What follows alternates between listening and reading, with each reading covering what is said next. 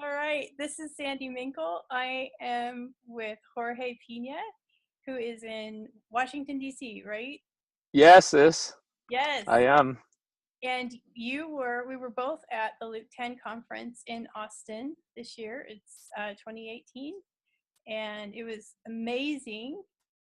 Yes. You had a workshop there that I did not get to attend, and I was very sad about. But I would love for you to kind of break it down for us and tell us about your workshop. Absolutely. I agree with you. That conference was transformational. Um, and I believe for several reasons. One, because Jesus was in our midst. And every time you're with Jesus, is like when Moses spent time with God, right? I mean, he came out of God's presence with his face shining uh, of God's glory. And I think everybody that went to the conference, the Luke 10 conference, came out of that place with their faces shining because we had been hanging out with God in his glory, in his glorious presence. So yeah, I'm with you, sis. It was transformational and so exciting. I mean, so many things happened that day. It's hard to put it in in words and in short time. Yes. And Goosebumps again, thinking oh, about it. pardon me. I have goosebumps. Yeah, and also, the workshops, I mean, were so great. I got the chance. I was able to attend to one, but I was like, man, I wish I could attend all of them. It was just like, oh man. But anyways, the workshop that I was able, by the grace of God, to facilitate was called Emmanuel Evangelism. And the principle of Emmanuel Evangelism is, number one, to operate out of a place of rest. Mm, To first, as our DNA in Luke 10, everything starts with our coach, with Jesus, yeah. being in His presence, enjoying His presence, being loved by God. Starting, just by spending time with Him in prayer, listening prayer, and then out of that overflow that comes from being in God's presence, kind of like out of the shining of your face of God's presence, then things start to happen. So it's just basic principles that we already apply in Luke 10, like checking in with Jesus, Mhm, just telling how we feel about going out there to tell others about Him, mhm, because it is not an easy task. We live in a difficult world. I mean, we know that we live in a sinful world. So some people out there are very nasty. So it's not an easy task. Number one. Number two, um, you know, one of the main reasons I believe people don't share their faith is because they're afraid or they feel unequipped and so on and so forth. So one of the things that we did on the workshop, we just took time to listen to Jesus and to check in with Him and to tell Him how we feel or how we felt about um, evangelism. And I think that was monumental. Why? Because you know it's what it does is just it starts, I believe, a healing process, and it starts setting up your mind with the mind of Christ. And what it does also is it develops a compassion. It develops the heart of God for people when you go and evangelize, because we know that God died for everybody. And when God saw, when Jesus saw the masses, He saw them with such compassion. So as you spend time with Jesus, then that compassion, that love starts just growing and growing and growing. And then you cannot help it but to want it to get out there and tell others about this joy and this love and this peace that comes from knowing Jesus. So that's the beginning of the that was the beginning of the training. It starts with spending time with Jesus. Then the second thing is um, to um, you know ask Jesus questions and to listen to Jesus. So then just to start asking him questions like, who would you like me to invite into a relationship uh, with you?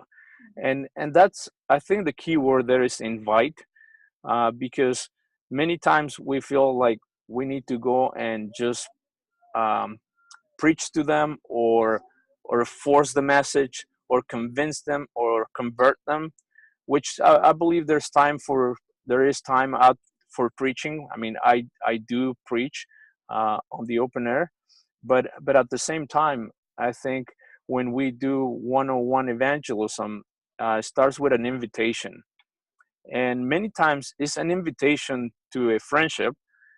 Many times it's an invitation just to a coffee or different things. So when you take time to listen to Jesus, he knows your design, he knows you perfectly, and he knows which way you will be able to communicate or invite people into a relationship with him the best. So when you do that, then it's amazing what God does. He starts giving you ideas on how to invite people into a relationship with Him. Yeah. Uh, I share a couple of cool ideas when I started doing that. The first one is I started listening to Jesus and asking questions about, hey, look, I mean, I want to start reaching out to my community, and so on and so forth. And I listened to Jesus, and then He gave me an idea to in a blank piece of paper just to write a simple question: how can I pray for you? Mhm. And and then I will go to a coffee shop and I will put that sign. I will tape that sign to my laptop. And while I was doing work, people will see the sign that said, "How can I pray for you?" Mhm. And I would just sit there, do my work, and with my Bible next to me, and I would do my work. And next thing you know, people started coming and asking me, I'm asking, asking me for prayer, Wow. and it was just amazing. I mean, Huh. I didn't have to go and look for them. I didn't have to talk. They started coming and they say, "Hey, sir, can I interrupt you?" And I say, "Please, that's why I'm here." And they will ask me for prayer, and it was just amazing how things started happening in that way.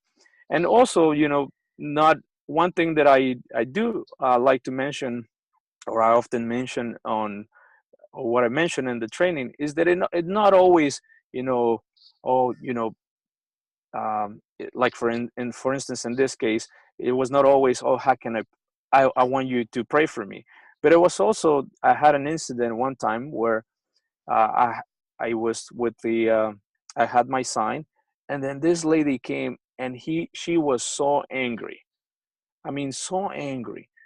Again, I was just sitting there with my sign, how can I pray for you? And this lady was so angry. She came up to me and she was standing right in front of me and she started just going at it. Oh, I hate you Christians. You guys always trying to convert people. And she just went on and on. And I say, ma'am, so you hate Christians? And she said, yes, I do. And I pull up the chair that I had next to me, and I say, please sit down. I'd like to hear more. Tell me more.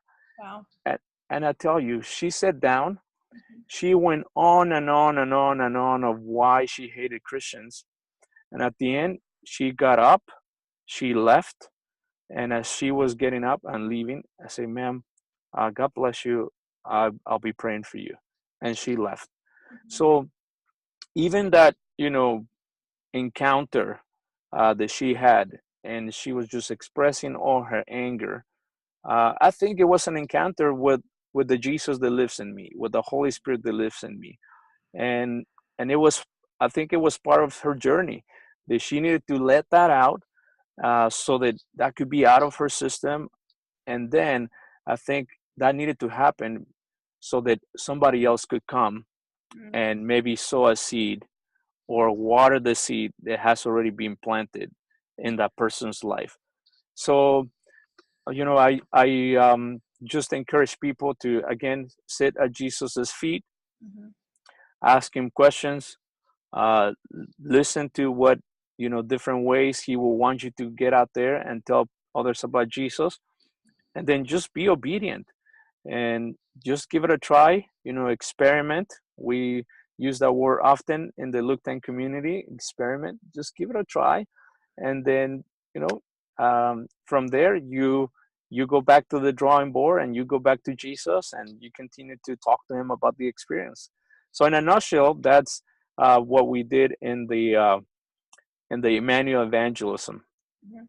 That is great, because it sounds like there's a lot of peace into that. You create an invitation, you listen, you invite, and you don't have to be responsible for the outcome so much. Absolutely. And also many times it's just an invitation to a relationship with you. Mm-hmm. But let me tell you, when you're inviting people to a relationship with you, guess what's happening? You're inviting them to a relationship to the Holy Spirit that lives in you. Yeah. And as you invite people into a relationship with you, then they're going to find Jesus because he lives in you. Mm-hmm. So it's a no-brainer to me. As you invite people, it could be just into a relationship with you, a friendship, Mm-hmm. and then as the relationship grows, they will find out that you love Jesus. They will find out the Jesus that you follow. They will get to hear the gospel. They will experience, the peace that you have. They will experience the joy that you have. They will experience how you deal with, turmoil and difficult circumstances, and it will be a great witness.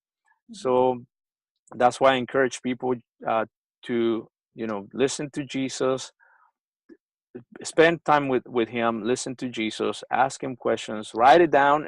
That's also very important, to write it down and to go and obey it. Well, and the other thing, I want to post your YouTube channel onto this newsletter. Sure. I saw you say yesterday something that I actually I've been a Christian for 39 years, and I've never heard anybody say this, but you don't have to be the person who harvests all the time. Sometimes you're the person who plows. That's right. Yeah, I agree. Yes, because sometimes some hearts out there are very hard, Yeah. and you cannot start planting a seed in a heart that is like concrete. So at times it's not time to put a seed of the gospel. It's time to plow the ground, Mm-hmm. and God uses different ways to do that. Yeah. Jorge, this is really fantastic, and I hope we get to do this again, because Absolutely. there's going to be a lot to talk about this. So Yes. thank you so much. Thank you, sis. God Okay. bless you. You too. Bye.